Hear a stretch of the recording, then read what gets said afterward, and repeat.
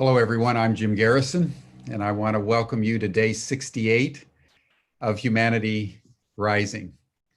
Every day since the 22nd of May, Ubiquity University and upwards of 350 partnering organizations from all over the world have convened Humanity Rising as essentially an open space between 5 o'clock and 7 o'clock p.m. Central European Time, so that people from all over the world can come together and share their experiences in terms of how they're navigating through this extraordinary pandemic that has put most of the world in lockdown, generated a new social norm called social distancing, and really challenged our institutions, our governments, our families in ways that we've never been challenged before. We're in an unprecedented global situation. It's the first time where virtually everyone everywhere is enduring the same experience. It's quite extraordinary what we're going through. It's our first truly global event. And the essence of the pandemic has been to really stop our world and show us just how vulnerable, how fragile, and how volatile our systems of governance, our systems of social cohesion actually are. We thought our world was pretty strong before a little virus came out of the woodwork, as it were, and shut us all down. And one of the effects is to put us all in the same conversation. And Humanity Rising came out of the pandemic. It wasn't anything that we at Ubiquity thought of doing. But as we were trying to figure out what to do and how to survive and how to think about what was going on, we realized if this is a crisis, there's got to be an opportunity. And the opportunity is to create a forum using Zoom so that people can just come together.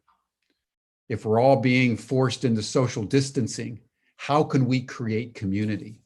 How can we bring in the diversity of humanity around a common conversation, the focus of which is to create a world beyond the pandemic that is more sustainable and resilient and abundant and healthy and in alignment with natural systems.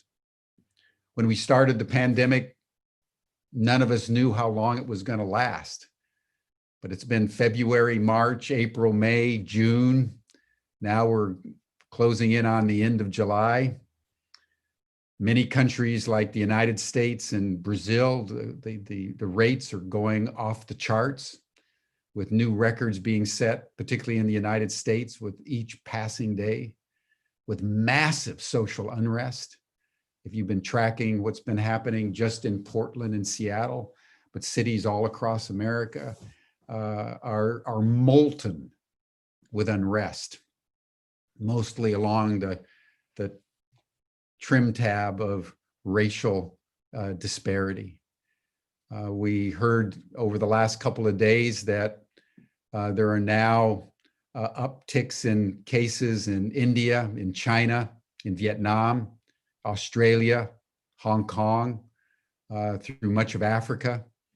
There was a report today that there are now 10,000 more hunger-related deaths each month among children in countries that were already on the verge of catastrophe before the pandemic and now have literally fallen off the cliff into true desperation. Experts are projecting that there's over 500,000 new cases on a regular basis now of what they call wasting. You're not just dying of hunger, but you're just wasting away. You know, you see these little children with the big, huge, distended bellies. That's because of wasting and malnutrition. So this pandemic is still with us and is making more and more urgent the imperative that humanity come together in a serious way to have the only conversation that really matters on planet Earth right now. How do we build a new world?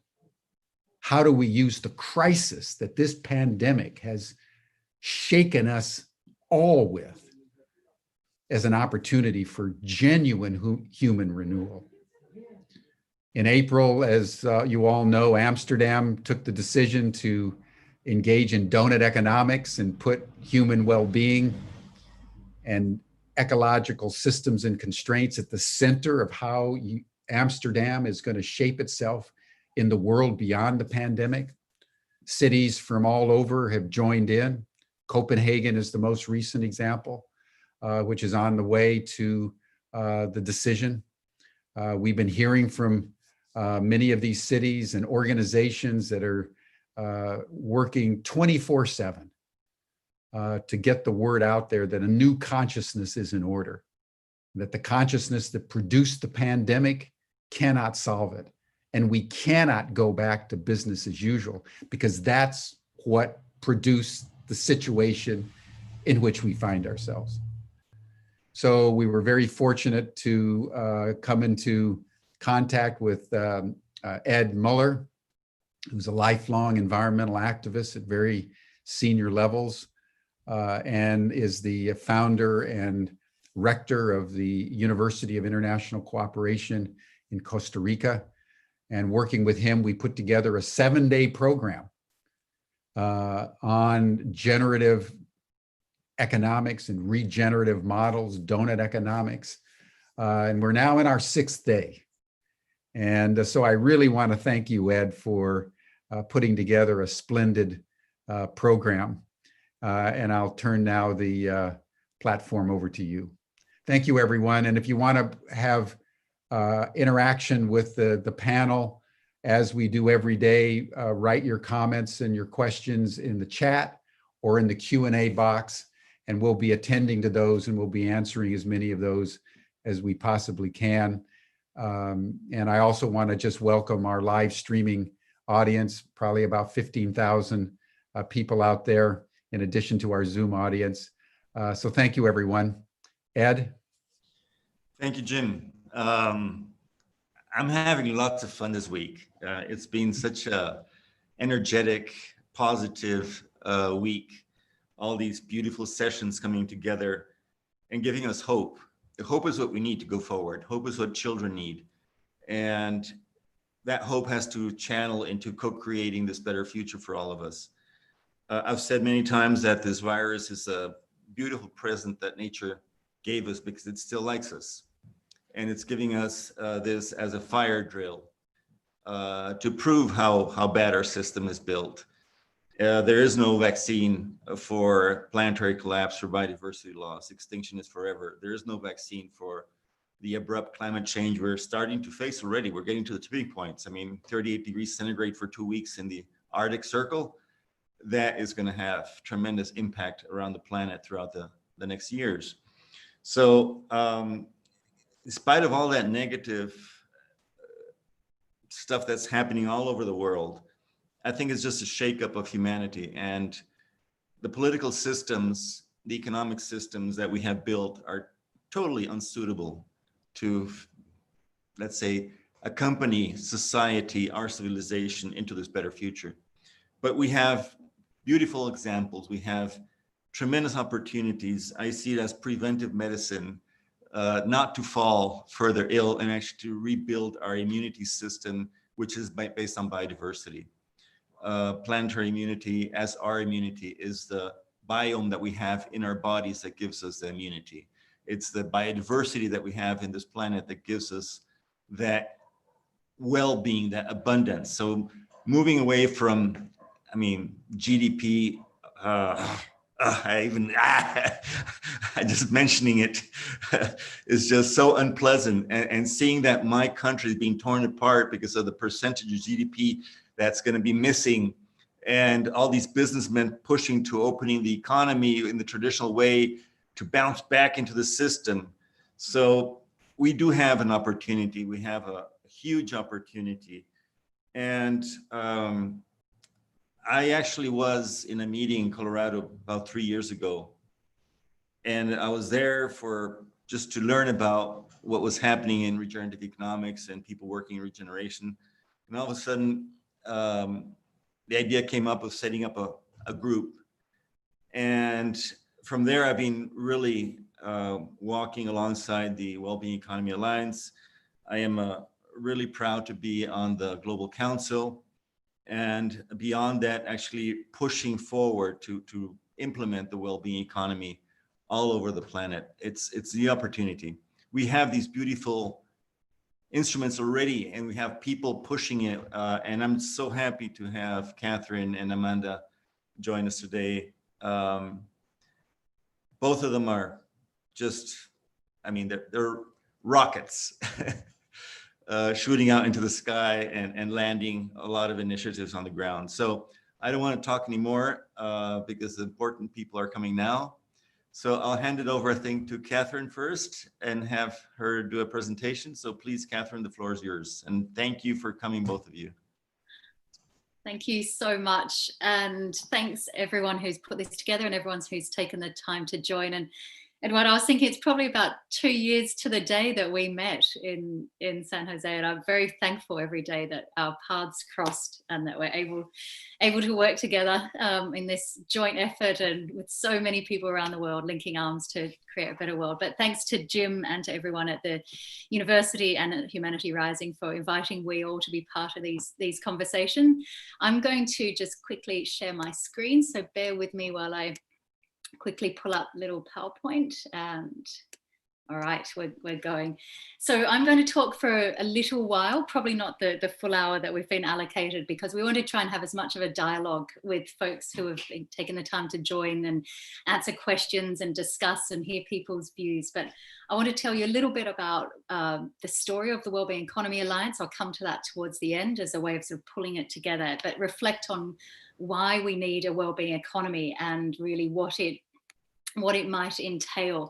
And I'm going to start with a reflection that I don't know if other people have sort of found this, but in the last few years, even last few decades, those of us who have been working to try to transform the economic system, often you hear the cry, well, we just need to wait for a crisis, because when there's a crisis, then we need to be ready with all our solutions. And I spent almost 10 years working for an international development organization, working with folks here in the UK. I'm based in Glasgow, where it should be summer, but it's currently freezing cold.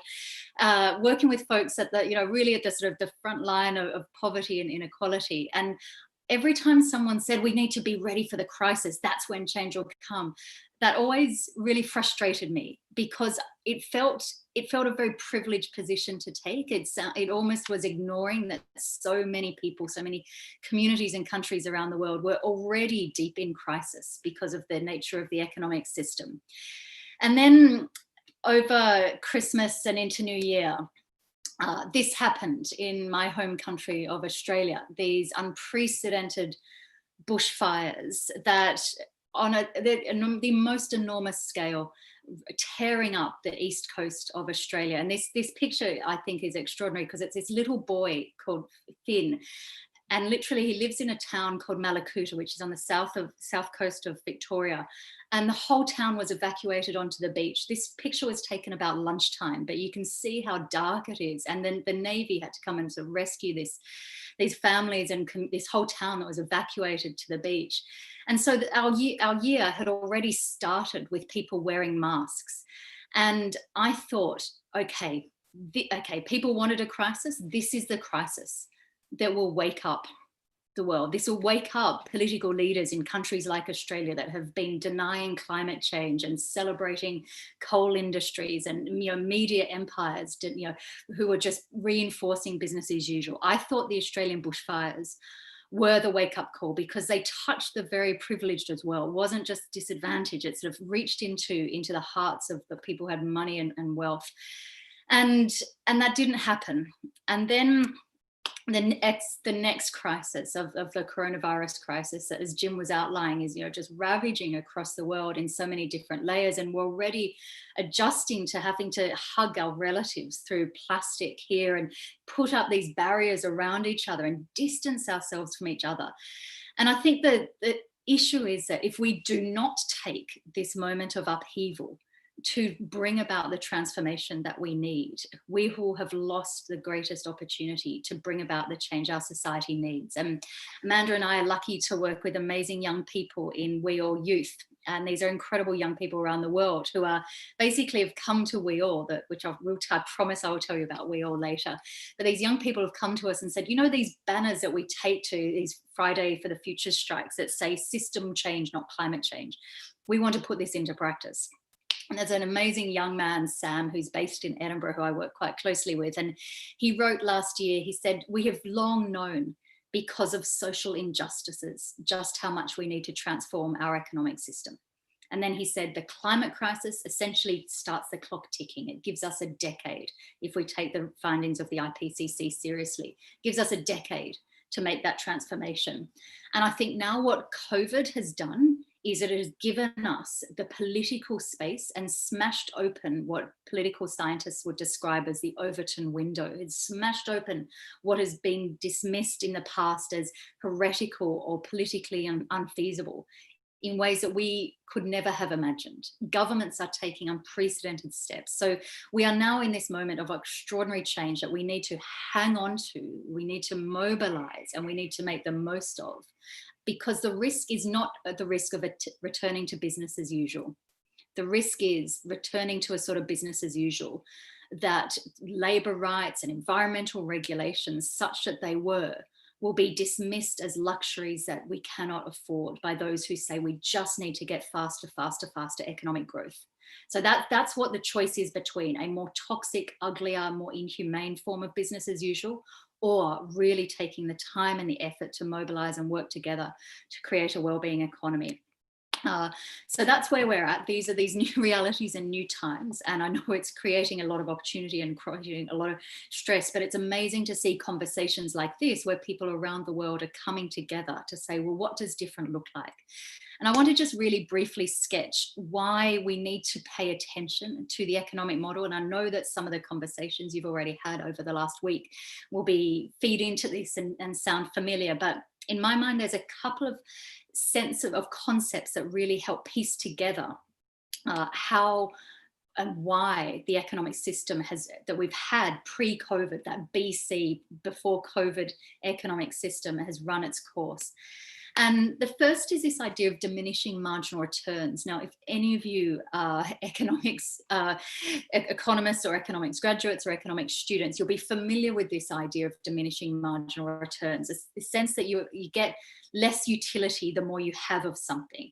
And it's a bit like salt. If you can imagine, we all need a bit of salt in our diets. Without it, we're unhealthy, and you sprinkle a bit on your food, maybe on your fish and chips. But if you have more and more, the benefit of that starts to tail off and actually become unhealthy. And same it is with growth, that at early stages of economic development and in communities that do not have enough, and these are big caveats I'm about to say here, when growth is used well to invest in our collective institutions like health and education systems, when it's pro-poor, so when it's directed to places and communities and families that need it most, then you do get relatively good returns in terms of social progress.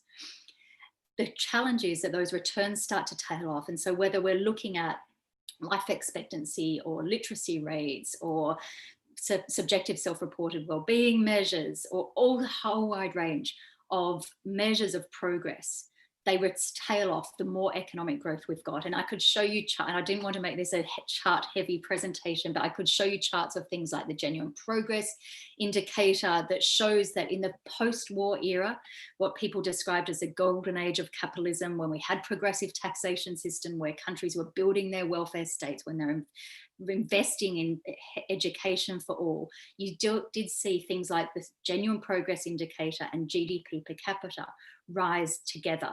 But after 1978, and this is a global perspective, after 1978, and perhaps in the Q&A we can discuss the policies that came in from 1978 onwards, what you saw was GDP per capita rising merrily on upwards, while genuine progress, as in according to this measure, flatlined, and the gap between the two just got wider and wider. An alternative way of looking at that is a perhaps more sort of new entrant on the field, the Social Progress Index. And these are members of the Wellbeing Economy Alliance. And what they've done is taken over 50 different dimensions of social progress, and they've tracked them on an index that they've put on the y-axis, and then they've put countries according to GDP per capita on the x-axis. And again, that shows that at early stages of economic development, you do get fairly strong returns in terms of social progress. But I think we need to always bear in mind those two caveats, that it has to be invested well and distributed well. But again, you get diminishing marginal returns. The challenge is, though, scholars such as Herman Daly might listen to what I've just said and say, do you know what, Katherine, that idea of diminishing marginal returns, that's fairly benign, because actually after a certain point, after a threshold when growth has done its job, we enter a stage of uneconomic growth. And I want to unpack that a little bit. And failure demand is a concept that I stumbled across several years ago, and it comes from management literature, actually. This essentially that more demand for something isn't necessarily a good thing. And that John Snedden, who designed it, who came up with the concept, talks about demand to a call center. It might be actually because the product that this call center is working on is failing, so more people are ringing up complaining about it. But you can imagine the same thing in terms of social policy. Essentially, there are so many demands on our collective institutions, on our governments, on our social providers that arise because of our failures as a society to create good quality lives for people. It's our failure to ensure that everyone has enough, our failure to ensure that people feel safe and protected and are healthy in their communities. And so it's a bit like an onion. Once you start reading the news or reading debates around policies, thinking about failure demand, you will see it everywhere. Here in the UK, you can think about, you'll see things like top up wages, because so many people who have got jobs in the UK are not being paid enough to put food on the table for their families. So the government steps in and sort of tops up their wages through tax credits. We have a huge amount of the pension, the welfare budget in the UK goes to housing benefit, because people have raced away, private investors, private landlords, creating expensive housing that then everyday people cannot afford. So again, government steps in and tops up their wages through housing benefits so they can afford to live. The image here on the screen speaks to a concept of guard labor. In the US, it has been estimated that over 5 million people work in this industry. It's been described as guard labor, essentially security guards, police, working in defense forces, prisons. Essentially, demand for those services because we are scared of each other. We've failed to create a society where we trust each other and we feel safe walking our streets at night. And again, there are just layers and layers of this, and you'll see it everywhere. But that is where a lot of our social policy debates, a lot of the social justice conversations, a lot of civil society discussion sort of situates in fighting over how can we best humanize the current system? How can we fix and heal? And this is sort of end of the day reactive spending, that if we had an economic system that was more humane, we wouldn't have to do. It's a sign of failure. And in environmental terms, ecological economists will talk about defensive expenditure. So those fires that are in Australia that I talked about earlier, there will be millions and millions of Australian dollars spent after those fires on insurance payouts, on building back houses and towns that were destroyed, on overtime for emergency services, such that you start to add all that up, you're actually probably going to get an increase in GDP.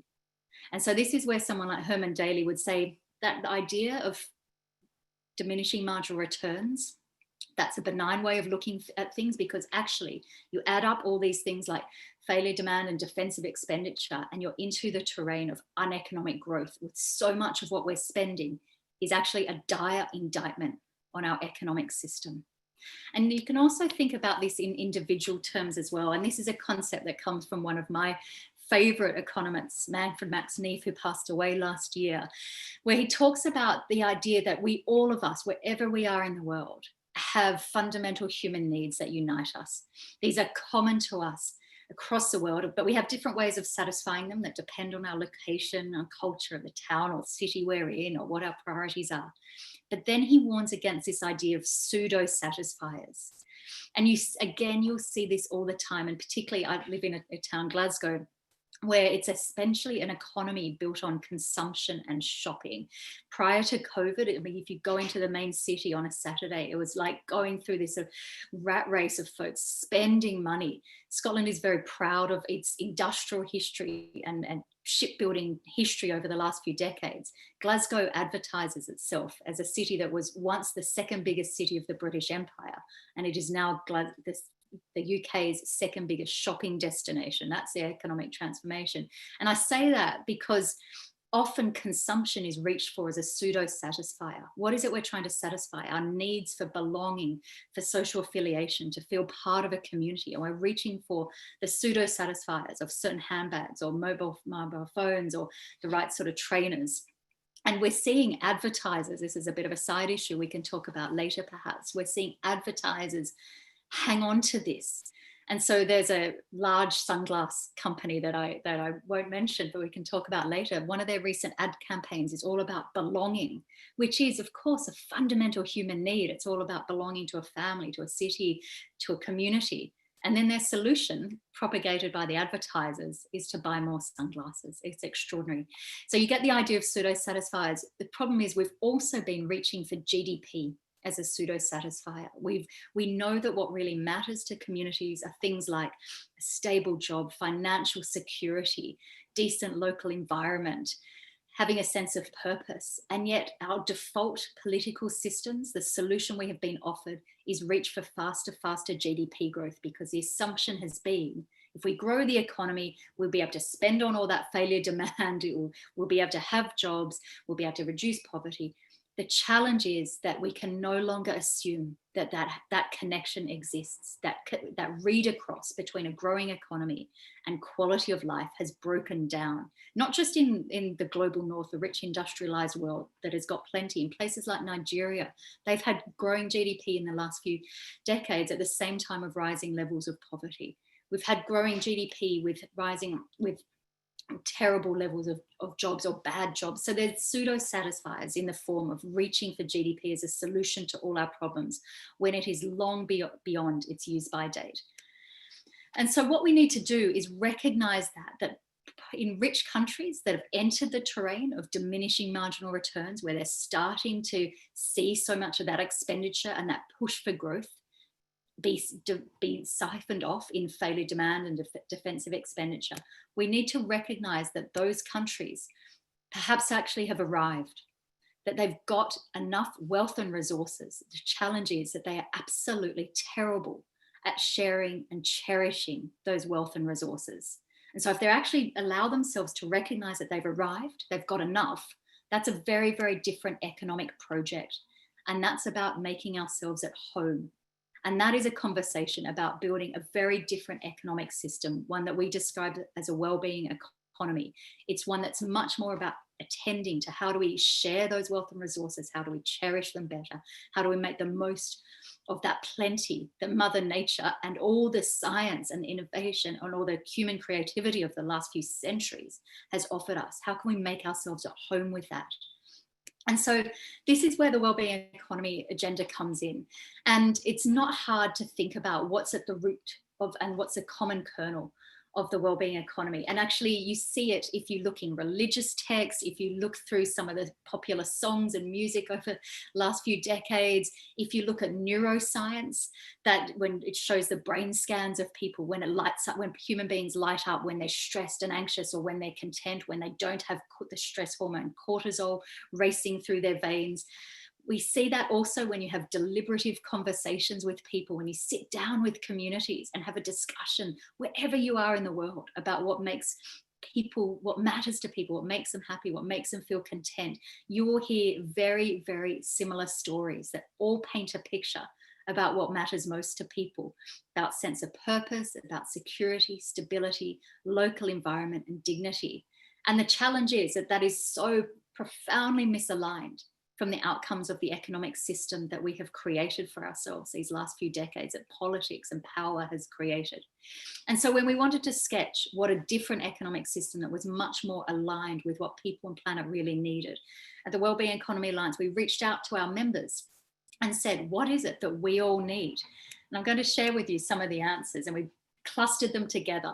And I hope these will feel quite intuitive. To me, they certainly paint a very beautiful picture about what our economic system needs to attend to.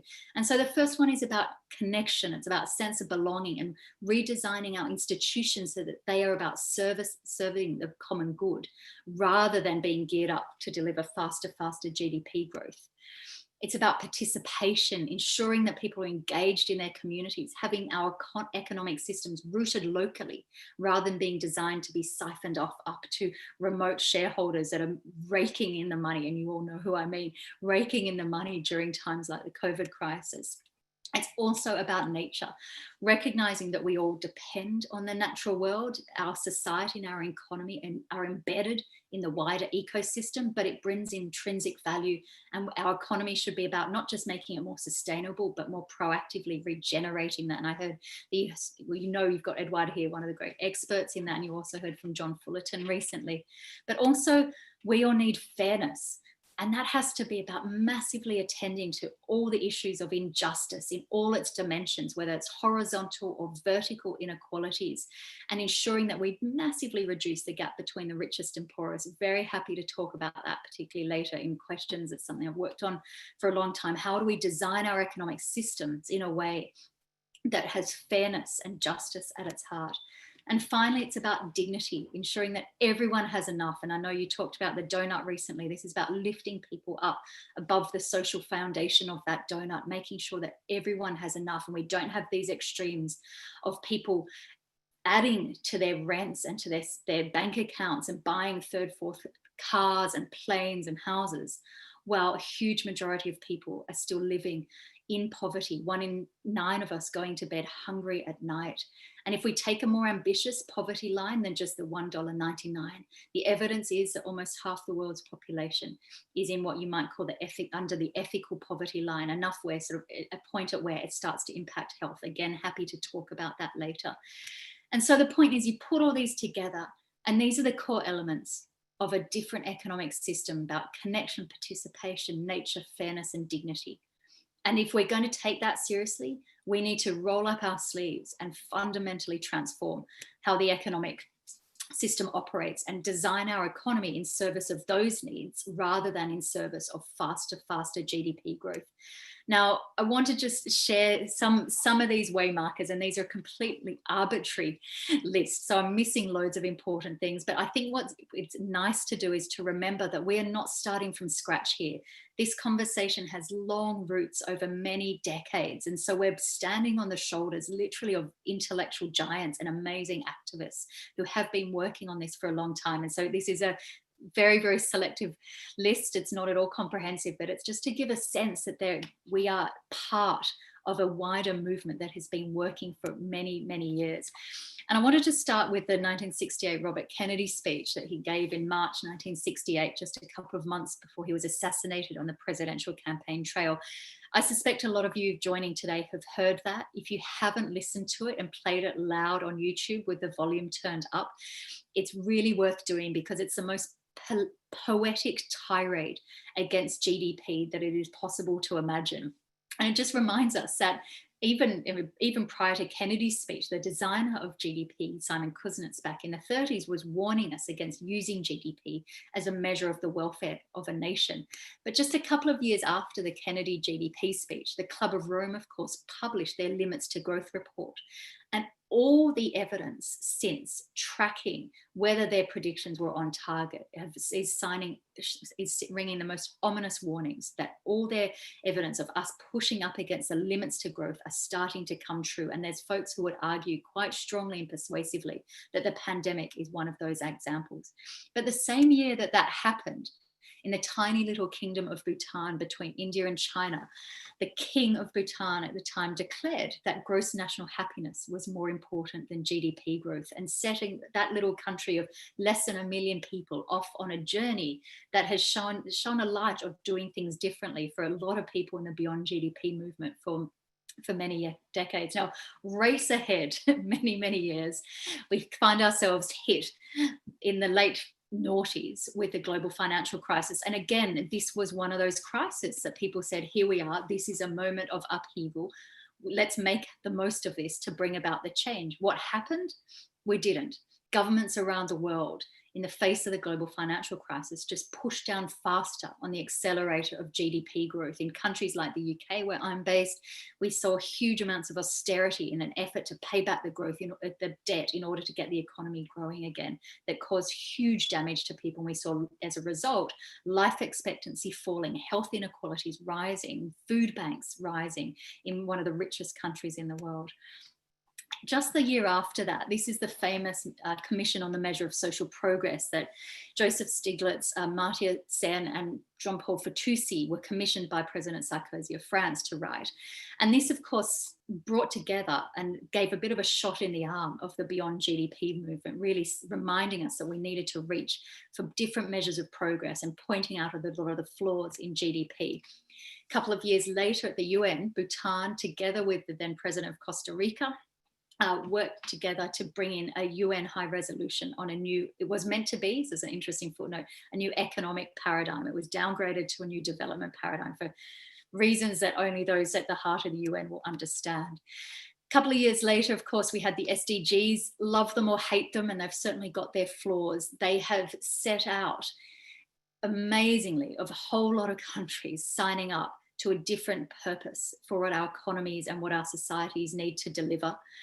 We also then, soon after that, had almost an update to the Stiglitz report back in 2009. So this is Joseph Stiglitz again writing with the OECD this time, doing a bit of an update on measuring social progress. And one of the points that this report makes is that after the global financial crisis, governments were too quick to attend to focusing on GDP growth. And that led them to sort of look too narrowly at GDP growth and the wrong economic measures that led to austerity, that brought in financial insecurity for so many of their populations.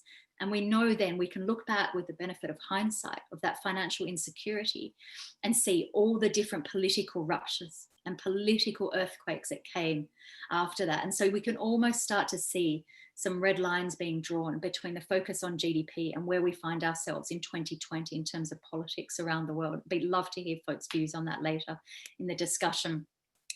Same year, the Wellbeing Economy Alliance was launched, and also at the OECD, perhaps without as much fanfare as the Stiglitz report, but the Wellbeing Economy Governments Partnership was launched. And I'm going to come back to that later and tell you a bit more about it. But of course, this was also the year that Greta Thunberg came out of her school and then was joined by school children across the world, coming out of their schools on Fridays. And of course, they're still doing that, and just saying enough of the political recalcitrance of their political leaders, saying that they are scared for their futures and that it's time for politicians to step up to the task. Last year, and this to me is maybe a strange one to put there, but I think this is, we're seeing louder and louder calls from more and more academics who have got the science and the empirical evidence at their fingertips, calling for massive economic system change. And this is just one example. So last year we had over 200 academics write to the European Union and say that Growth and Stability Pact, which is essentially the big governing document of the European Union, that needs to be put to one side. And what we need is a sustainability and a well-being pact. We need to put aside GDP and actually emphasize collective well-being. And so we're seeing more and more of these examples of academics going outside their academic corridors and calling on governments and politicians to step up to the task. We, of course, also last year had New Zealand launch the Wellbeing Budget. I'm very happy to talk a bit about that later if folks are interested. But it also just said this is possible. It's possible to utilise mechanisms of economic policy making to focus on collective well-being rather than just faster GDP growth. Late last year, when Finland was in the chair of the President of the European Union, we had their resolution and their work around the economy of the well-being. I've put a little frowny face question mark because I'm not entirely convinced it goes in the right direction, but again, happy to talk about that later. So do ask me a question, but it does show that the language is starting to take off and be taken up. And then COVID hit.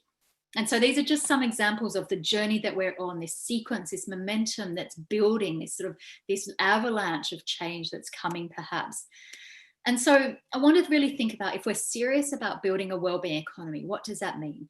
And for me, at its heart, it's about getting away from being content with charity and social policy sitting in the domain of fixing and healing and redistributing. So much social policy, at least here in the UK, celebrates and as a success when we have marginally redistributed and narrowed the gap between rich and poor. It is absolutely time we stopped and said, why have we allowed that gap between rich and poor to open up so much in the first place? And what we need to do is ask more of the economy to help get it right in the first place, because we don't have the ecological space and we're doing so much harm to communities with all that damaging and then fixing. It's no longer a smart way of doing things if it ever was. And essentially, this chart that probably you've all seen, or various iterations of it, essentially I think sums up where we've got to move to. The middle panel there, I think, describes rather terribly that's where we've been stuck in our social policy discussions and our economic policy discussions over the last few decades. This is sort of the social democratic consensus. And in a way, if you like, it has been get the economy to grow as big as it can, but turn a blind eye to the collateral damage that this does to people and planet. That's step one. Step two is then sequester resources out of that economy through tax, with all the political machinations, and that gets harder and harder the more unequal a society is, but sequester some of that back through tax. And then step three is use that tax to deal with the harm damage that was incurred in step one. And that's where we are in the middle panel of this. That is the old solution. That is the fixing, the healing, the end of pipeline, the reactive spending. That's the old model. The challenge is we cannot keep growing the economy. So step one is no longer available to us if we take all the science around planetary boundaries and the impossibility of decoupling. If we take that seriously, we can no longer go through these steps. And it's doing so much harm to people in the process. What we need is to get the economy to get it right first time around. Now, this requires an enormous amount of change. It requires massive level change in terms of what our goals are as the economy at the macro level. It requires all sorts of changes at the policy regime level, whether it's subsidies or taxes or incentives or regulation. And it requires a whole lot of change in practice at the micro level in terms of how we design cities, different business initiatives, what sort of activities communities are doing, all sorts of different changes. So it is, quite frankly, an enormous, enormous task. But it also means we need everyone to be part of it. It's all hands to the tiller, because so much of change needs to happen across all layers of that system. But to me, one of the most key first steps is to set new targets for our economic policy system. This is why I talk a lot about the need to move away from GDP, because if we repurpose our economic system, all the other policy changes will come as a result of that, because we'll realign them to the purpose of the economy. I can again talk about that. So when I talk about getting the economy to do more of the heavy lifting, this is essentially this conversation about predistributions, fairly ugly term. I think it's an extraordinarily exciting concept. Essentially designing market outcomes through things like better value distribution through supply chains and through firms, through cooperatives where you have workers owning the value that they create rather than being in service of capital. Essentially designing our economic systems in a way that we have more equal outcomes in the first place. An interesting way of illustrating this is that if you compare the UK and the US, before state intervention, the UK has more unequal market outcomes than the US does. And so then the UK government has to do all this work through social policy and redistribution and tax and spend and welfare transfers and so on, to try and make it a slightly less unequal society. And that just shows how much effort we're creating. That's failure demand. All that spending is failure demand because we've got such an unequal market outcome in the first place. So a wellbeing economy is about designing the economy to do more of the heavy lifting through predistribution, through things like the foundational economy. If folks aren't familiar with that concept, it's about really leaning on maybe the unglamorous, but the really important economic activities that are situated in communities, things like schools, hospitals, shopping centres that are fairly labour heavy. They won't up and move as soon as there's a slight tweak to an environmental or a tax law, but they're the sort of economic activities that keep communities ticking over, that we've seen in COVID. They're the ones that keep communities going, building on that through community wealth building approaches that a lot of our members do a lot of work around. And that's essentially kicking off local economic multiplier effects by, for example, using local procurement clauses, local ownership, all those sorts of things to keep money circulating locally rather than being siphoned up to our friends who own companies like Amazon. And also things like full cost accounting. So we're really properly recognizing the environmental and social costs of our economic activity, and we take that into account when we're spending and procuring and producing, and so on and so on and so on. There's literally hundreds of thousands of changes that are required. Some of them are set out on our website, where we've got a table called From the Old Way to the New Way, and it's a live document, so people can go in there and give more examples and give new suggestions over what we might have missed. But it gives an at a glance comparison of how things are done now in the old economic system, the BC, prior to COVID economic system, and how in a wellbeing economy things might be done differently. So I'd encourage you to dip into that and contribute to it as well. But to give you one example through homes and housing, so often now, and I look at this around Scotland, which is, cold country, we've got very, very energy inefficient houses here. People have drafty housing. It's uninsulated. Housing also is rationed by price. So it's how much you earn determines the amount of shelter and the quality of the shelter you get. And we've got more and more people using houses, not to provide a home for their families, but as a mechanism to extract wealth and let basically the capital gains create more wealth. And we know that this is one of the biggest causes of increasing economic inequality, is when the returns on wealth go up. That's the old way. A new way would see much more sustainable design of our housing. We'd have co-housing, where people sharing perhaps one washing machine between several families, and we'd have publicly owned housing. These are the sort of shifts that we need to see. Just one more example, I think, in terms of work and earnings. As I said earlier, in places like the UK, huge amount of the welfare budget goes topping up the wages of people who are already in work, a dire sign of failure demand, and just how pathetic our labour market is in ensuring good quality jobs for people. There are huge gaps between the highest paid and the lowest paid within organisations and across the labour market.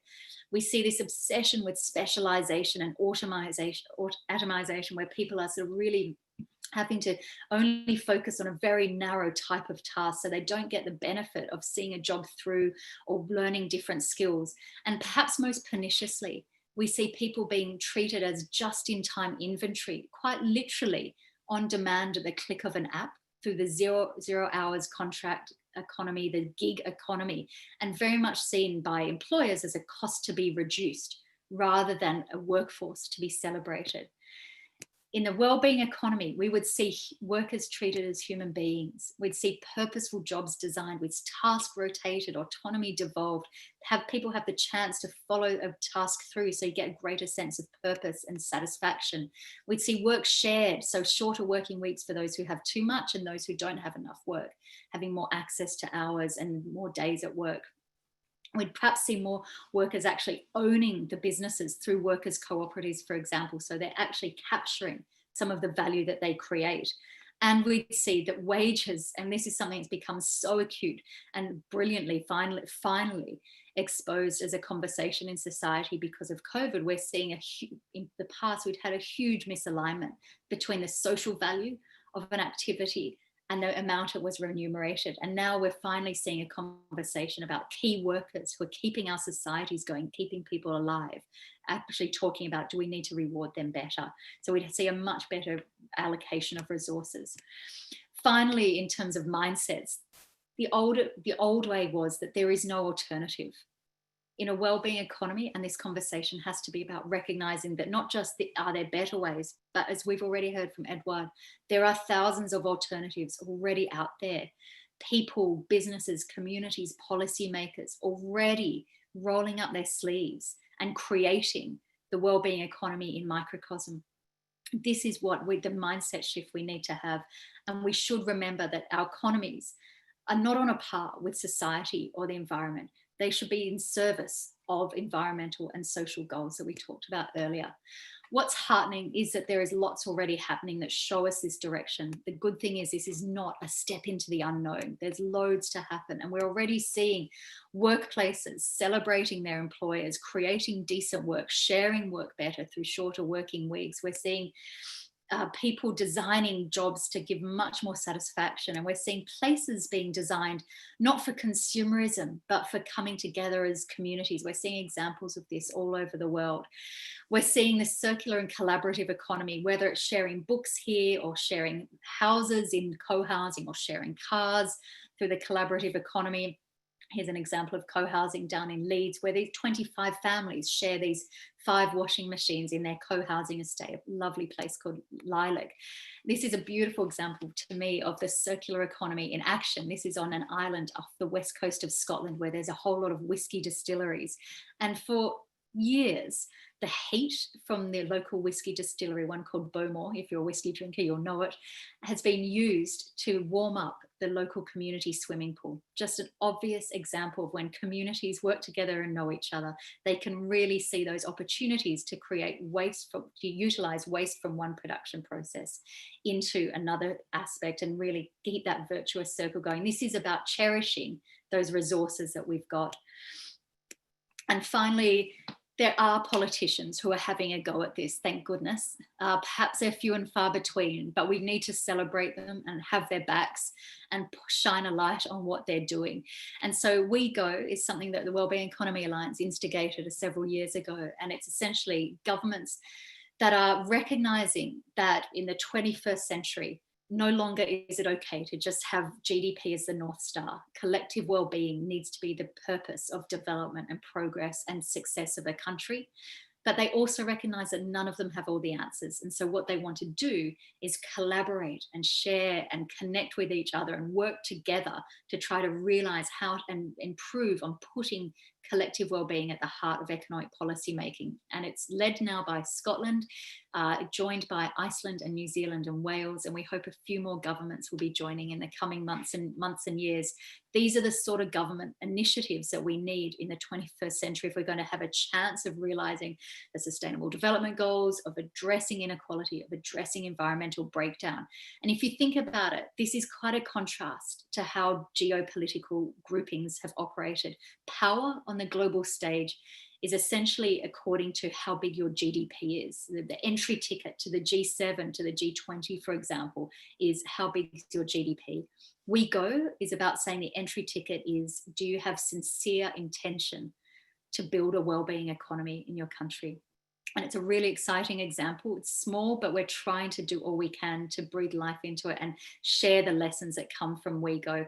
A lot of women leaders at the heart of these governments, perhaps a coincidence, maybe not, but this idea of collaborating rather than having beggar thy neighbour, international politics as well, has been described by Katherine, daughter, who's the Prime Minister of Iceland, as a light in the darkness. And so this is a chink of light of how things need to be done differently. So this is great, I hope. I hope you agree. There's lots of stuff happening, lots of policy ideas. How do we actually scoop it all together so that it adds up to economic system change, so that it really packs a punch in that massive, enormous, misaligned economic system that's taken us to the brink of environmental breakdown and unacceptable inequality?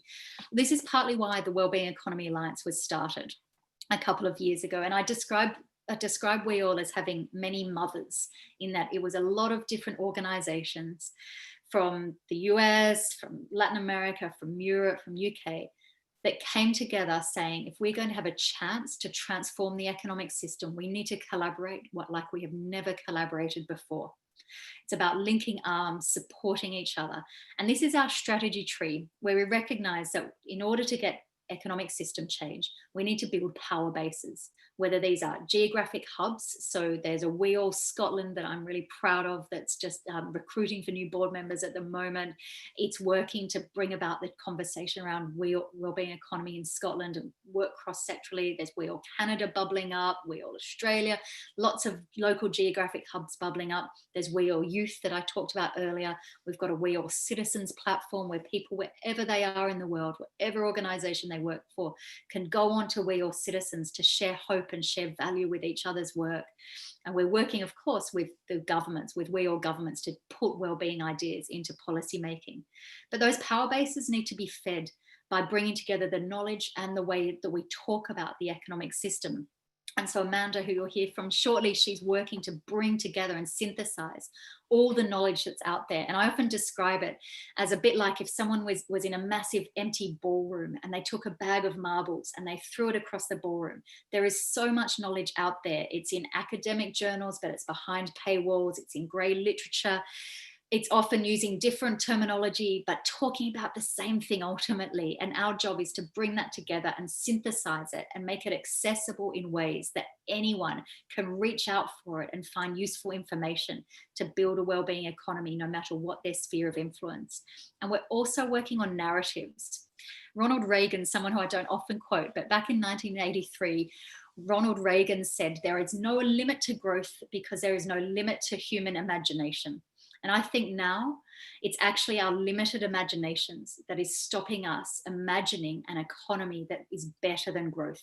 And so we're working with storytellers, we're working with designers, we're working with creatives, we're working even with those advertising executives that I was so critical of earlier on, to tell a different story about the possibility and the desirability of a different way of doing the economic system. And the project is called The Greatest Story Never Told.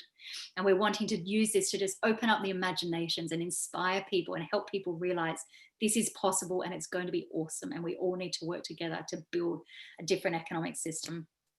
And essentially, come back to this chart, WEAll is about trying to get these arrows between the layers of the economic system moving. We want to help all those micro level activities connect with each other and learn from each other and collaborate. And WEAll Citizens is really important in that.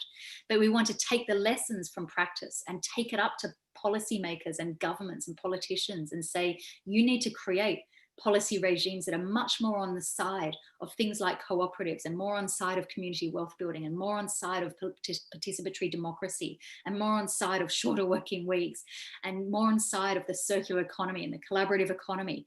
And we can point to examples of where it's happening, because politicians will rarely step into the unknown. So if we can take examples and show them to politicians and say, get on side with that.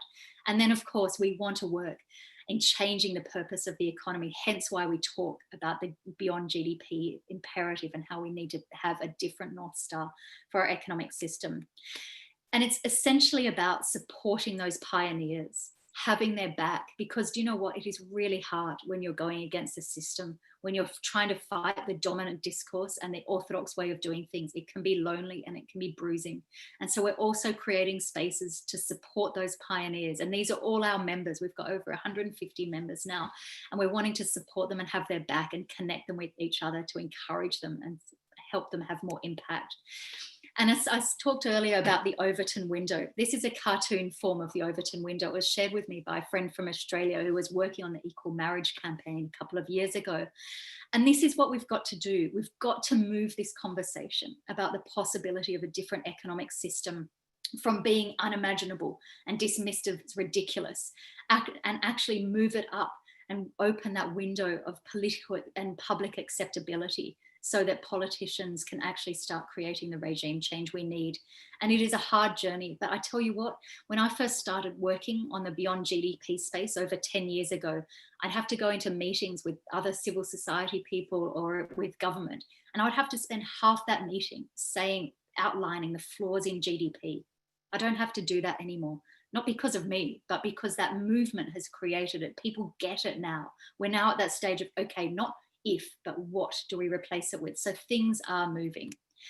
This, though, is essentially our theory of change, that if we work together, we can achieve extraordinary things that would have been unimaginable. And that's why I'm so hopeful that we can come out of COVID if we work together to not revert to business as usual, more toxic form of business as usual, but actually build back to something that is much better, more humane.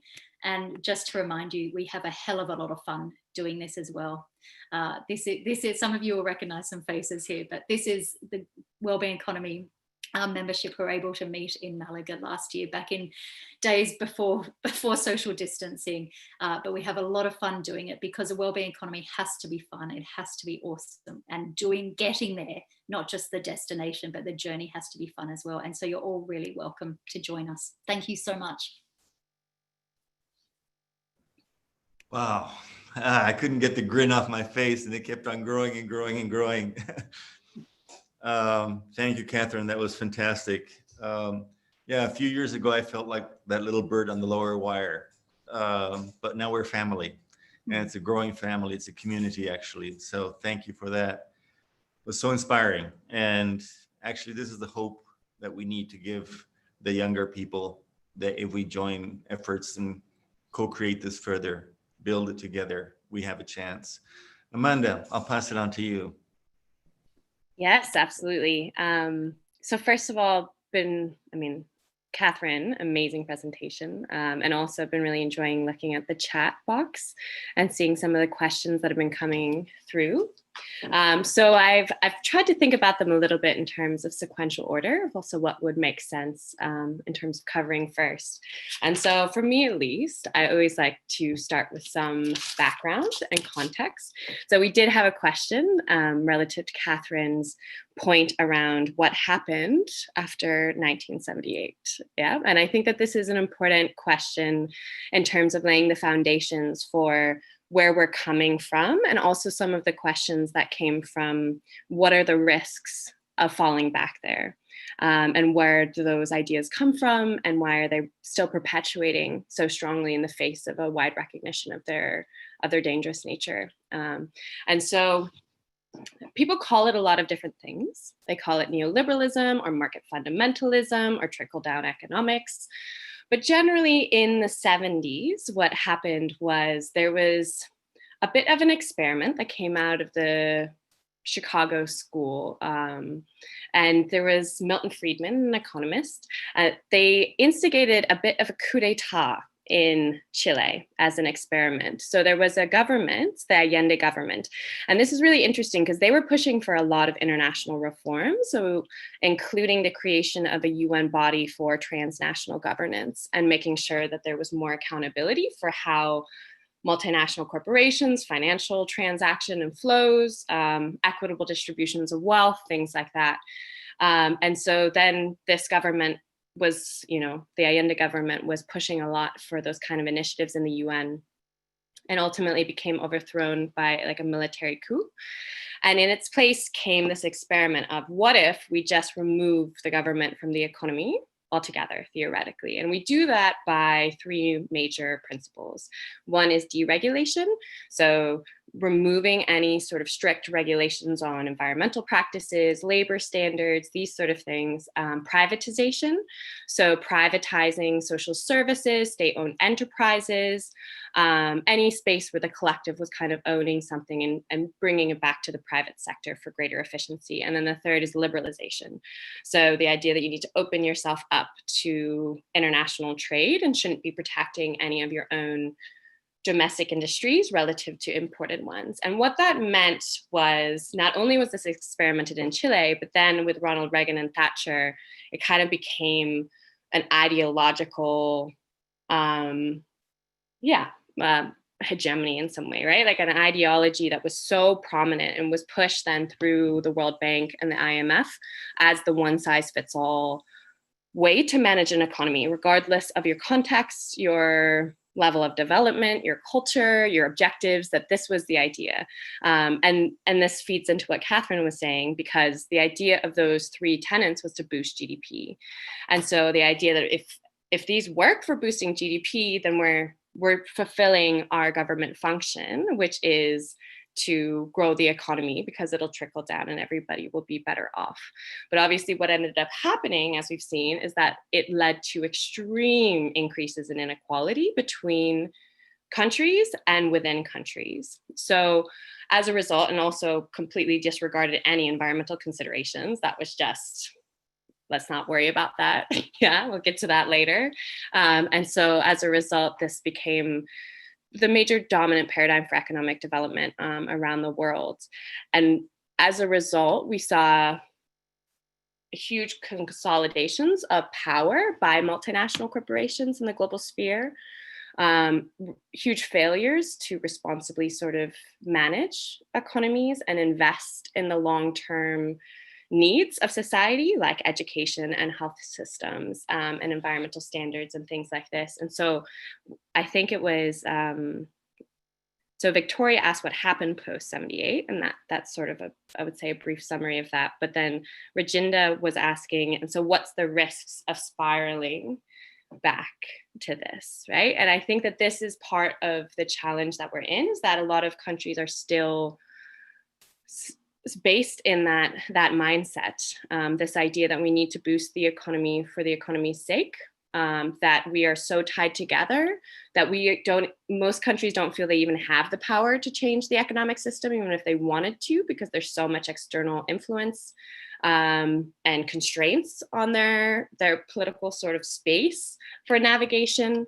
But I would say, on the other hand, we are on the brink of such an unprecedented global economic crisis that any state that does continue to promote GDP as its major indicator of success is going to look bad. Yeah. So it's something that was there before. Like before GDP came around, countries would focus on trade balances, right, as a goal. They would focus on employment generation as a goal. They would focus on certain sectors, like the production of certain goods and services, as a goal. There were more concrete objectives. And then once we had GDP, we value what we measure and we measure what we value, as they say, right? And so it became a really easy way to legitimize the continuation of the status quo without really critically reflecting on if it was aligned with what we actually wanted from life. So before I move on to any other questions, I'll just see if Edouard or Katherine would want to add anything to sort of that background context. Yeah, it was great. Yeah, I think the example with Chile is so clear. Chile was one of the last countries to establish a Ministry of the Environment, and it's still not consolidated. I mean, protected area system is still within the Ministry of Agriculture. And I've been working for over 20 years very closely with Chile. And the falling apart of society at the end of last year is exactly that. People were left out of the system. Business, corporate business, the free trade. I mean, you look at the competitivity level of Chile, it's in the first 20 countries globally. But education system, health system, happiness. You see, I have lots of friends with good jobs, but work 14, 15 hours a day just to pay their credit cards. So the whole system is really in a process of deconstructing itself, I think. Now, the big powers are trying to grab on and do everything to legitimate and keep on with this power. And we see it in the US. I mean, what's happening in Portland and other parts of the US, it's just, you can't really imagine that something like that could happen in a country like the US has started so many wars in the name of democracy. And it lost its own democracy. So how we really have to put the floor, the accelerator on the floor in this new thing. And maybe, Katherine, it would be great to hear from you a little bit more about New Zealand. We hear a lot of it on the news. They're already with their second year that the budget is not GDP based. What are the impacts? How did that happen? I know you traveled a bunch of times to New Zealand. Oh, not recently. So New Zealand is one of the founding members of the Wellbeing Economy Governments Partnership, which is great. And they last year brought out what has been claimed to be the first wellbeing budget. I think that's a little bit unfair on Bhutan. I might talk about Bhutan as well. But what they were trying to do is they ring-fenced about 10% of the budget spend. So it's not everything yet. But they said to government departments, we've got 5 priorities that you need to speak to. And it's interesting, it's quite a top-down process, whereas other initiatives have been more bottom-up. And I hope, and we'll see that because there's an election in September in New Zealand, how much it's really sticking.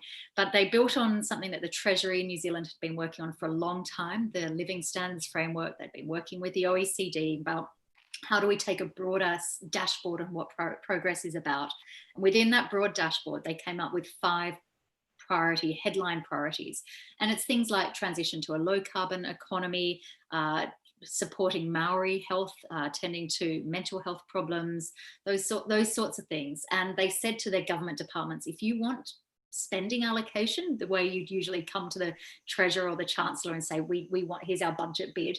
The question now was, you have to attend to those 5 priorities. And I think perhaps to me, even more importantly, you had governments being told they had to work together. So you had different government agencies starting to pull budgets. This is something I'm really excited about, this idea of diagonal budgeting. Because I often think what we do when we siloize our government departments, we miss all the multiple benefits and the ripple effects of a policy. So Edward, for example, if you were head of the education department and Jim was the head of the police department, if you did your job well, Jim would see the benefit, because an educated populace is one that's not going to be committing crime. It's going to be a safer community. And how can we find ways to pool those budgets? So this is what New Zealand is just starting to do, is by saying we want to see government departments work together more. Even the Department of Defence had to speak to low carbon New Zealand goals or support Maori culture and so on. And so it's just starting to say we want to bend the spend according to wellbeing priorities.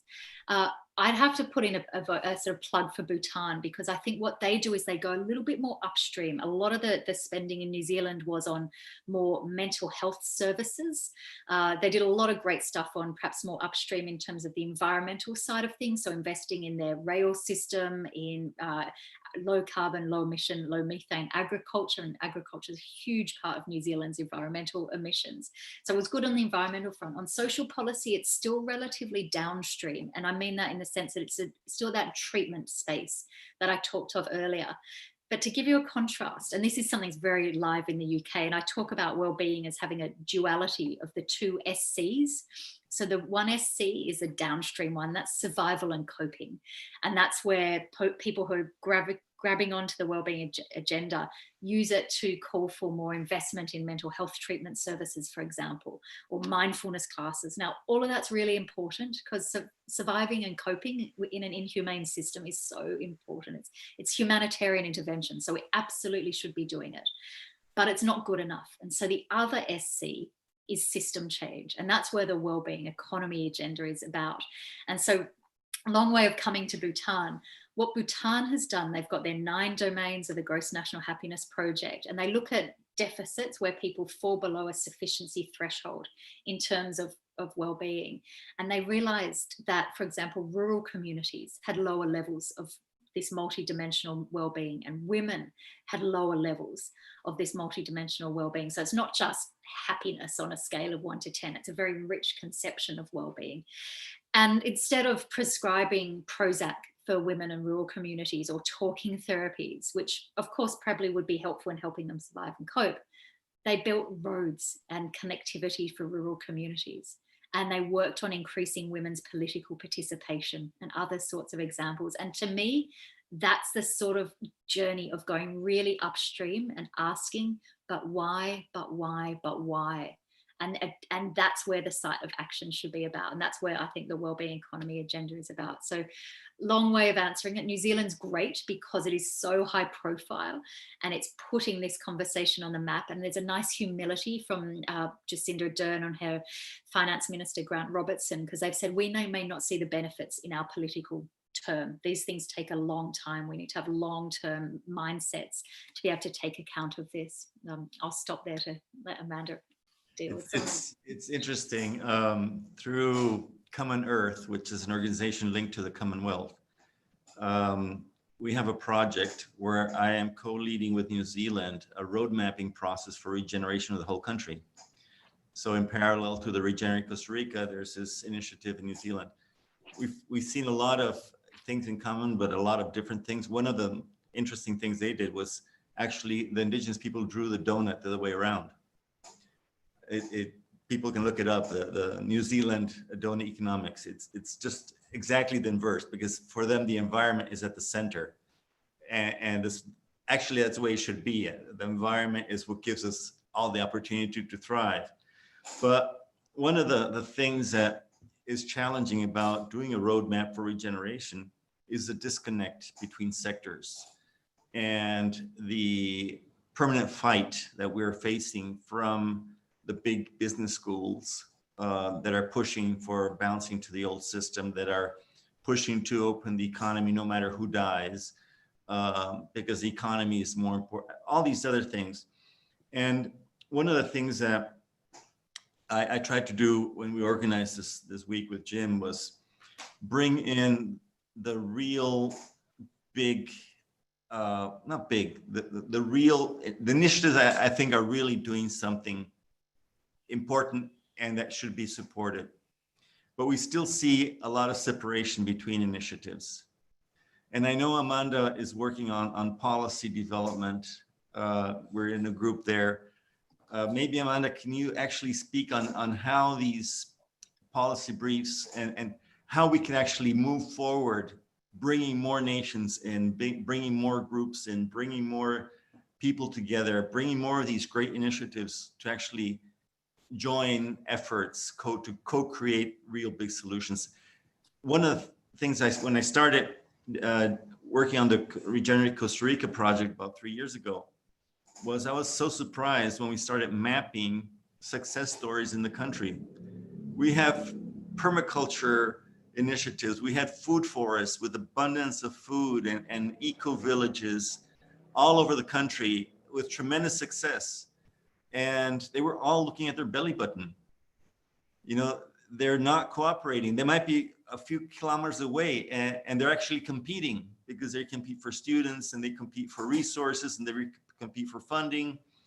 And the only way to move forward is actually giving hands. And I think now we're seeing organizations like WEAll are already with lots of different members, but we need to multiply that by 1,000, by 10,000 over the next, I would say, few months, maybe year. I'm always very optimistic. So Amanda, maybe you can tell a little bit what you're doing now of bringing all this knowledge and things together and developing policy strategies for the countries. Absolutely. Yeah, I mean, it also, I think, connects to a couple of questions that we got from Jane and Malini as well. So right now, Edouard and I are working along with many of the other members of WEAll on a well-being economy policy design guidebook. And so I also worked in international development for a long time in economic policy support and capacity development. And one of the major risks that I always saw was this very top-down dictatorial economic sort of policy solutions that don't suit context or values or the system that's there. One of the most perhaps embarrassing moments of my life, I was doing a project in Mozambique, and they were talking about how development was just going to take a really long time there because the culture needed to change to be as entrepreneurial as the American culture, because investors would come and, you know, people would show up for a day or two of work and then they would leave and go home and wouldn't come back until they needed more money. And so even though they had these long-term contracts, you know, they weren't dependable workers, right? They were lazy. And in my mind, I had this moment, I was like, no, they understand how much is enough. Yeah, like we have no understanding of how much is enough in the US. Like that is beyond, we're never even thought to consider that. And so for me, a lot of the movement towards a well-being economy is is as much about the journey as it is the destination. So this transformation of consciousness, of our understanding of the economy as not something that's out there, abstract, that happens to us, but as something that we are actively a part of. It's the way that we're providing for one another. It's the way that we interact with each other in our natural environment to fulfill the things that we want and need in our lives. And with that understanding, also recognizing that this, I feel like we can learn a lot from one another, and we can be inspired by each other's successes, but it has to be a participatory process. It has to be a process of discussion amongst communities and clarity on what they want, right? To be clear on what you want, and then to think about how the way you provide for one another influences that, and to work through that process before even considering the suite of policy instruments that are going to change behavior, influence behavior in line with those kind of objectives. And so part of what we're doing in this policy design guidebook is to try to balance the process and the outcome, right? Like to illustrate that we have some great examples, like Katherine has mentioned, from New Zealand or from Bhutan, of well-being of frameworks, right? Or whatever you want to use the term, and the term should like suit your country. But also, what's that process? What are the processes of developing those? Because again, there's always going to be different ones. And obviously encouraging participatory processes of community discussion. How do you assess and select how different policy areas fit together in terms of their influence on the economy and the kinds of instruments that could be utilized? So that process, as well as the outcome of the kind of policies that we've seen having a large impact on human and ecological well-being in the world. So that's one of the projects, that we're trying to work on. And then also trying to think through, I think a big part of the thing I love about the WEAll movement is trying to bring together people across silos, right? So we have incredible experts who know a lot about mental health and child well-being and regenerative agriculture and, finance, and bringing them all together to try to discuss and look at intersectoral topics and to try to bring some thought leadership into those areas in a place-based space or in sort of complicated intersectoral topics that you wouldn't normally look at. Like right now, what's the intersection between health and the environment? And how can we look at that from an economic policy perspective? So those are the kind of things that we're working on at the moment, but definitely sensitive to the role of culture, consciousness, one size fits all not being the way that we can move forward. One of the key issues is education, formal and non-formal. I mean, we need to educate at least 2 billion people on the planet to be able to change. It's the 2 billion people that are on the top of the pyramid, which are actually responsible for a lot of the world we live in right now. What is WEAll? I know you're working with the youth and you're working all these, but just so that people know how to link to you people, or to us, I should say WEAll, to get this education process rolling, to get this into curricula, to get this into social media, and have more and more people being exposed to these opportunities. Did you want to say something, Katherine? I saw you go first. I'll come in afterwards. No, you go ahead. You go first. I was just thinking, hearing you talk there, Eduard, reminds me of, I think it's Alvin Toffler who said, in today's day and age, or in the future, the illiterate will not be people who can't read or write. There'll be people who can't learn and unlearn. And so I think the idea of education is, it's got to be across the piece. And hence, so yes, in schools and in universities. And so we're supporting, for example, I'm really proud, I shouldn't be biased, but I'm really proud, particularly about one of our members, Rethinking Economics, who folks will probably know, which is students, economics students who came out of their classrooms and just said to their professors, stop teaching us this economics that bears no resemblance to what we see in the real world. And they're working to create new economic curricula. We're also supporting the pluralist education groups, and there's lots of other of these sort of these initiatives to try and transform how economics is taught. We also work with a lot of heterodox economists who seem to ironically find refuge in business schools. There's something about heterodox economists leaving economics departments and finding a bit of a place in business schools. So we work with a lot of them around pulling together their knowledge. So for example, there's been a really lovely piece of work that some of our research fellows have done on an economic democracy index, comparing countries according to the extent of a broad understanding of economic democracy.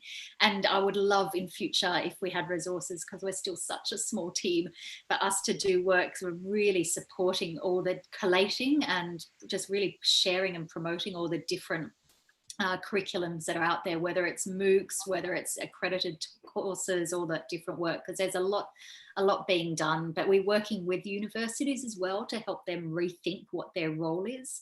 So for example, in a couple of months, I'm going to be speaking to some universities here in Scotland about what's a university mean if it's to embrace the wellbeing economy agenda. How does teaching need to change? I mean, and so often teaching is about that sort of, becoming a worker bee. And it's also, if you think about our universities, it's where that reductionist approach is really fierce, breaking issues down into their component parts and their silos and their rabbit warrens. And that's where so much of the sort of separation and the lack of system perspective happens. And I take heart from Donella Meadows, who often used to say, that the people who change the world won't actually be the experts. There'll be people who can see across the picture. So we're trying to support that new idea of experts as well. But Amanda, over to you.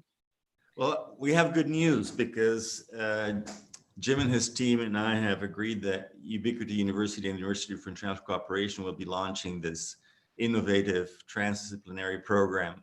And now Jim came on screen, great. And we're going to start working on it very quickly and bring all these different views and organizations together. So we'll have a very strong, powerful program, hopefully in collaboration with many other institutions. I must have said in my first day on the 23rd of this week-long session, I must have talked about the unlearning process. And if we do want a university to survive and bounce beyond and not bounce back to the system, they have to get a big sledgehammer and throw down the walls between their departments. I think that's the most critical issue. We're still wrongly educating all the thinkers of the future by putting them in these silos. And it isn't easy. When I moved away from the national university system in my country, because in spite of getting enough funding to reform it and create a horizontal structure, the inner forces didn't let me do it. So that's why I founded this university in 1994, to be able to work on sustainability, integrating the different sectors. But it isn't easy because the system fights you and the teachers fight you. I had to start actually training my own teachers. I couldn't hire teachers from outside because the unlearning process was so difficult. So we are facing huge challenges here. And as you said, it's not only the formal education, it's what the media is promoting. I mean, all the money that's being put into consumerism. Mm-hmm. We didn't have Black Friday till 4 years ago in this country. And it's absurd what happens in Black Friday. I mean, I just saw yesterday open one store in Mexico with half sales, and with COVID and everything, people were tumbling over each other just to. So how can we break that system? And that's exactly what I think WEAll is about. It's putting the value system at a different level.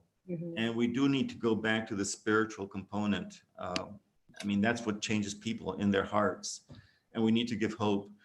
Jim, do you want to jump in? I don't know, Amanda, if you have more questions that you've been looking at. Yeah, there's quite a lot of questions around how to get involved. So I would just like to give, like a brief summary of different ways that anybody who's listening or engaging right now and can get involved before maybe moving on. But I really like your point, Edouard, very much agreeing with this. So WEAll is an association of organizations, academics, activists, policymakers, and just interested individuals who are passionate in some way about systems change. And they come from all different kinds of backgrounds and experiences. And so if you are part of an organization, you can become a formal sort of organizational affiliate. If you run a business that is interested in, that is really promoting socially responsible and ecologically responsible business practices, you can become a member in that way. If you're an academic, we have a research fellows network that meets regularly, and we try to share and collaborate and encourage cross sort of sectoral thinking. We have the WEAll Citizens platform for individuals who are interested in getting involved, and I'll post a link to that in a moment for you. And so there's a lot of spaces for engagement and communication in that space as well. And so the WeGov, importantly, there was also a question around like, where can I start in my town or in my city?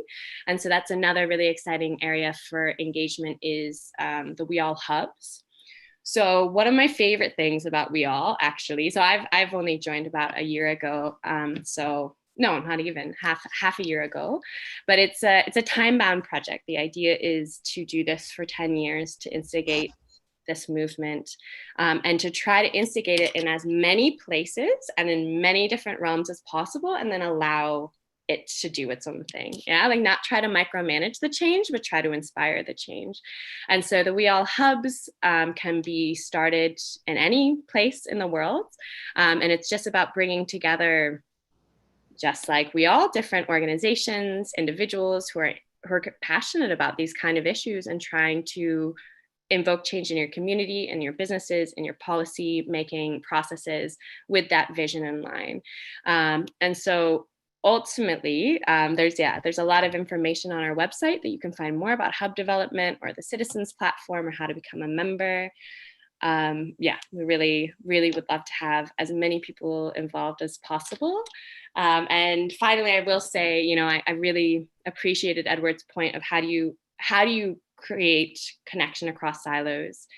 And I have felt in my experience, one of the biggest thing is when you move beyond challenges and you move to vision and goals, you're able to create a lot more cross collaboration and innovative thinking. Yeah, so I think that's part of the journey that we're on here is to find those goals together. I'll add that the link to the territory, to the bioregion, is also a way to move forward. So it's the vision tied to a territory where people belong. And that will actually allow, when we work on regenerative development, we're basically working on getting functional landscapes back to functioning. And then we have the layers: society, culture, politics, economics, spiritual, and we work through the layers based on that vision, based on the belonging of groups to a territory. That helps a lot. Jim, do you want to add? Well, I'm always getting very excited, just generally, and Katherine and Amanda, you guys are amazing, just by the way. But whenever we talk about education and the universities, I get particularly excited as an educator, and I wanted to make a point, circling back to Katherine's example of Chile, that the interface between universities and academia and politics around neoliberal economics is not abstract. If you look at what happened in Chile, and it was replicated in the breakdown of the Soviet Union, where I was personally involved. But if you look at Chile as the classic model, what you had was the United States government instigating the overthrow of Allende, working in partnership with Milton Friedman and the Chicago School of Economics in what Naomi Klein calls disaster capitalism. And it was actually Milton Friedman that first said, sometimes it's necessary to engineer a crisis, to engineer a catastrophe that the public would never allow or agree with in ordinary times, but under a crisis, most people get afraid. And when the government steps in, you feel powerless, and the government can get away with a lot more in the aftermath of a crisis than in ordinary times. So there was a direct collusion between the Chicago School of Economics and the neoliberal economics and implementing a transaction in Chile that brought in that system. They did it with Jeffrey Sachs when the Soviet Union was collapsing, where again, the government brought in academics. This is the only way you can go. You got to strip down the social sector. You've got to just unleash the free market. You've got to break down tariffs.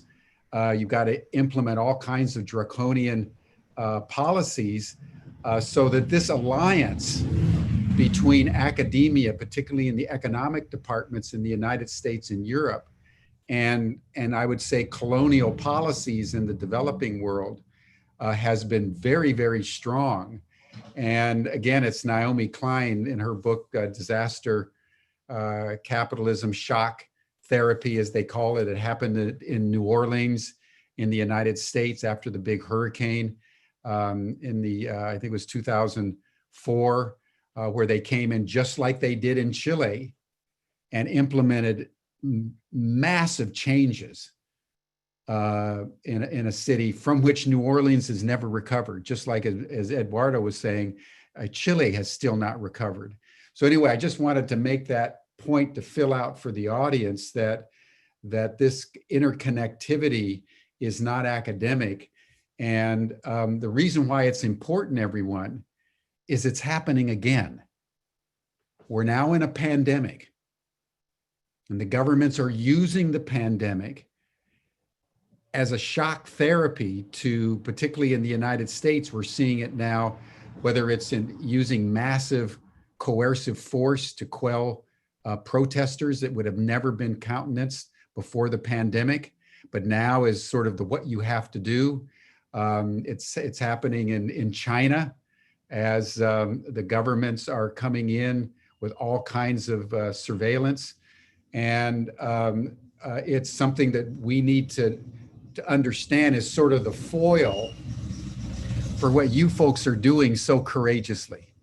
That what you folks are trying to implement, what New Zealand's trying to implement, is happening within a real context of real forces that really want to bounce back, not forward. And it's just worth noting in closing, because I was, different story sometime, but I was very involved in the Chilean situation. And I knew it quite intimacy. Allende is not unlike the leader in New Zealand. There are people that are beginning to stand up. And those people that are standing up can be taken out. And they can be taken out with premeditated violence, like we saw with Allende in Chile. So the courage that's being manifested in the world right now is not just some idealistic, let's all sing Kumbaya and it's all going to be better. We need to understand that the forces of light that are burning now more and more brightly as the world goes through a fissure in the tightly woven artifice of neoliberal economics, that's been broken. And this is an extraordinary opportunity, but it's also an opportunity for the anti-democratic forces, as Yuval Harari pointed out in his op-ed in the Financial Times a couple of months ago. He said the real threat of the pandemic is not about health. We're going to get it together sooner or later. The real and more permanent danger is to democracy itself. So I just want to bring that in as a way to complement doubly of the work that WEAll and WeGov are doing, because we're now in real time with multiple layers of forces interacting together, and some of them are aligned with us and some of them are not. Katherine, Amanda, you want to have a few minutes to wrap up? Yeah, I mean, it's been such fun. So thank you ever so much for inviting us and creating this space for this conversation. Jim, just hearing you speak there and your reference to how when some people stand up, how dangerous and precarious that can be. It reminds me also of the quote Paulo Freire says, you make the path by walking, which is essentially just imploring us, just get on with it.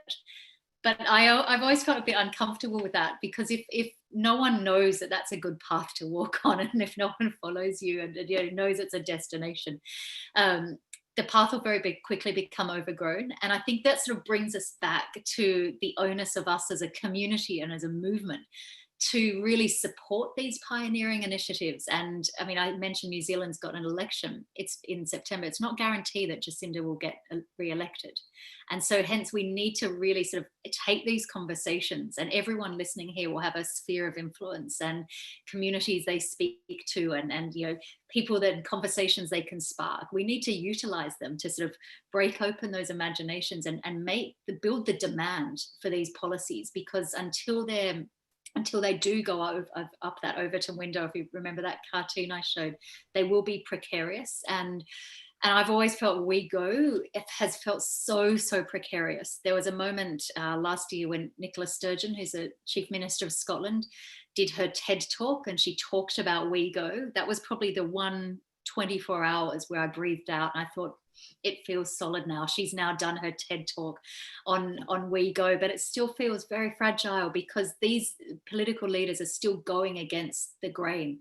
They're going against all the dominant advisors breathing in their ears and down the phone to them telling what they should do. And so it does put the onus of responsibility on us as a movement and as communities to have their backs and build demand, so those policy shifts become more inculcated and just a stronger, and they stick and have their place.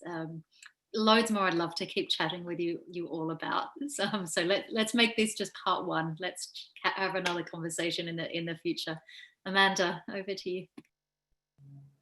Yes. So I asked if there were any final major burning questions before we end. And so since I did ask, I feel I need to answer it. Yeah, even though it's not.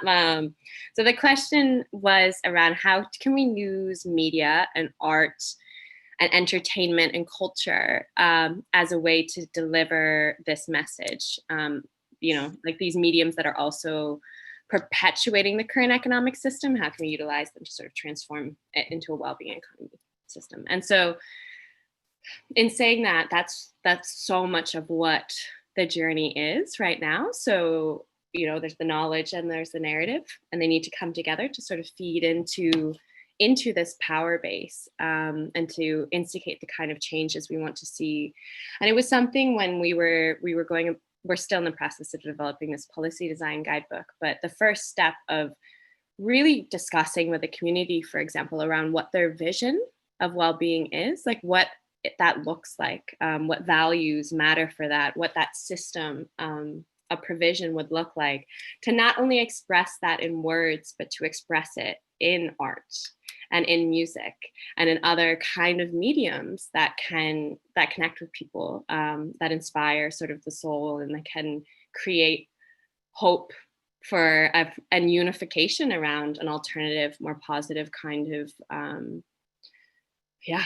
future. And I do think that that's a really beautiful starting point, right? And it's something that's going to be hard to overcome, because our current associations with the economy as a competitive and cruel and rational space are incredibly ingrained. Yeah. So we don't even realize how ingrained they are. If we're just exposed to an economic word, it makes us less empathetic. Yeah. And so this is going to be a journey. It's going to be a big journey, especially for us who are in places, for myself in the United States. This narrative has seeped so deep into our cultural consciousness that to transform that understanding will require a lot of shifts in terms of TV sort of shows and the scripts that are written there, the memes that come out, the kind of ways in which we communicate with each other over social media now. And that's part of what we're trying to figure out at WEAll, and I think a lot of our members are trying to figure out as well. And so if you have any good ideas, please come and get involved. Yeah, but I think Katherine probably has some things as well she could speak to on this.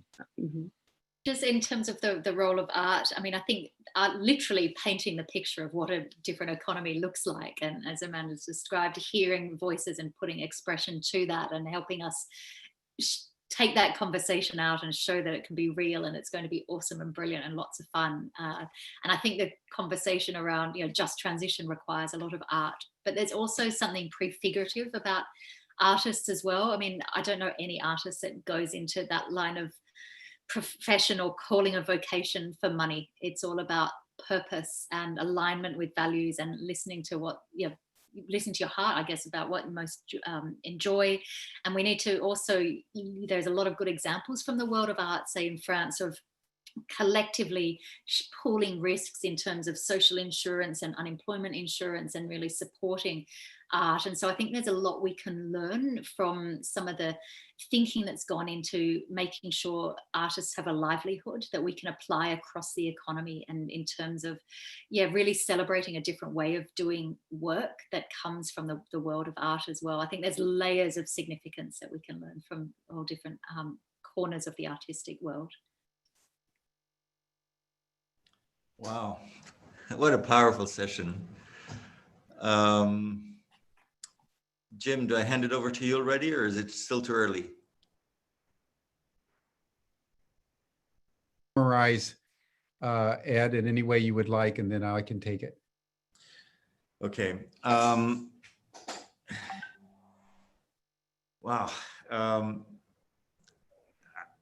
If I have to summarize, it's just the time has come. This is our time. This is our time to push this forward. We definitely have been talking with Jim, and actually in parallel here we kind of defined the dates for the comeback. We're thinking of the week of the 12th of October, because this has to be, there has to be a follow-up. We have to use these probably next year, talking about the next 12 months of pandemic. I don't think we'll be away from it sooner, at least not from the economic crisis, which will take quite a while to recover. It's the opportunity to give people hope and give them examples how to transition to this better world, as Buck Fuller said. And we just have to really think hard on how to really make a coalition of all these initiatives and really work together to go beyond the early adopters and move into a wider adoption process by society itself. Tomorrow we will have another day, the last day. We're going to see two initiatives. One is the global assessment of new economies, and Bouncing Beyond, which is an initiative which I've been working with also. It's only a 24-month project that wants to facilitate with the transformation experience of the Transformation Forum and a lot of other tools and processes, and with developing 10 next economies. And I hope Costa Rica is one. We are on the list to do this within the national framework. And there we'll need to really bring all of you guys in. I mean, it's just bringing together everybody that's doing something and being able to show it to other people so that they can see that it's not utopian. When I started talking about regenerative Costa Rica, people were just laughed, and they started making, you know, jokes. Oh, are you going to become president? Otherwise, you'll never make it. And no, it's a movement from society. It's a movement from down up. It's a movement because people want to move to a different place, and especially youth.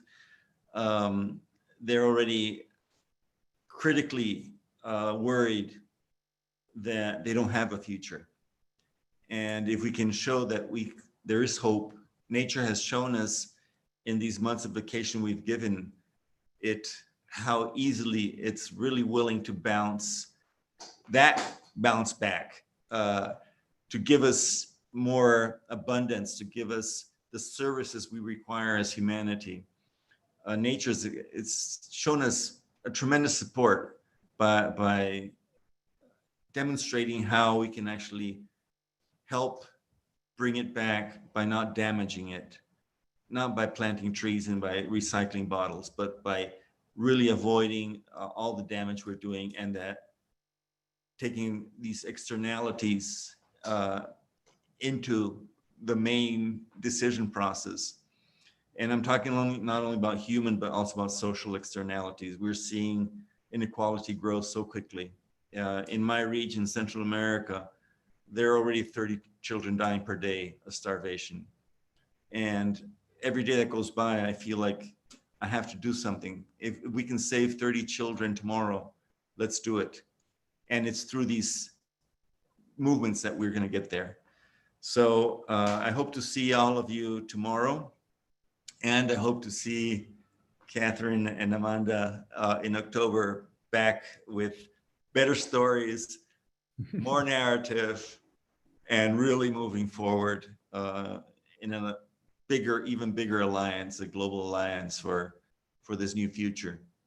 Thank you, Jim, for the opportunity of letting me help organize this week. For me, has been just, I mean, I've been among friends and friends I really love. So that's the way I see it. Thank you. Yes, well, thank you, Ed, and Katherine and Amanda. You've been extraordinary and inspiring and wonderful. And I've been trying to reflect on why I've just been sitting here like Ed with a big smile on my face for the last 2 hours. And, you know, Ed, I think one of the things, the comments that was made a couple of days ago is really worth bringing in after this session. And that is, you know, that as we're all seeing, we're beginning to make traction. You know, say 5 years ago, you'd look around the world and everything we were suggesting was sort of hypothetical. And we were looking for somebody with the lights on, and somebody with the lights on who had the authority to make a difference, to actually do something.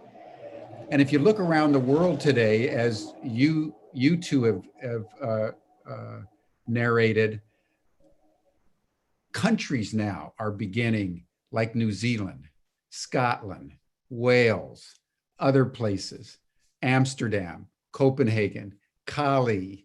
You know, you've got more and more. Costa Rica. Costa Rica, and I'm sure there's dozens and dozens of others, places now where locales, governmental systems, corporations, cities are beginning now to really gain traction. And so we're making more progress sometimes than I think we realize.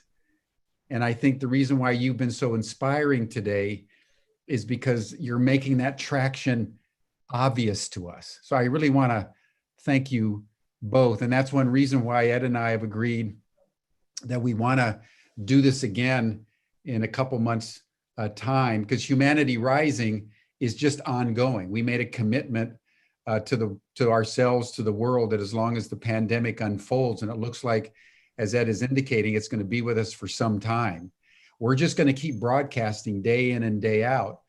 But like you, we're looking at to how we can consolidate a coalition. We have now upwards of 350, 400 partnering organizations. We have hundreds and hundreds of people that are participating in our daily dialogues. And one of the initiatives that's coming out of this is the partnership with Ed and the University of International Cooperation and Kate Rayworth's, Donut Experimental Action Lab to actually now develop courses and whole programs. But there's other things. So we want to come back in a couple months' time for another week period so that you all can give a progress report for what's happening. And in the meantime, we're happy to support WEAll and WeGo in any way that we can. And so if you have an event, if you've got, you know, a workshop or whatever it is that you are offering out there, let us know. We can upload it on our events calendar on our UbiVerse. We welcome you to submit blogs, and for all of you, you know, anything you want to contribute to Humanity Rising, just go on our UbiVerse. It's ubiverse.org, and you'll find our social platform, which is an alternative to Facebook. We're just like Facebook, except we don't sell your information. We honor your privacy, and we don't commodify anybody. And we have, you know, we only launched in last December, and we have now well over 1,000 organizations that are using the UbiVerse, because it's a platform essentially for change makers. And I emphasize this because, in my view,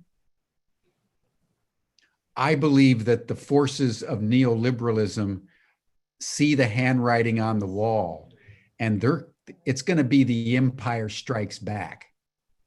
All of us need to understand the empire is going to strike back, and we're the rebel army. And the only way for us to win, I'm convinced, is through radical collaboration. There are tens, hundreds of millions of us out there, and we're not winning because we're not collaborating.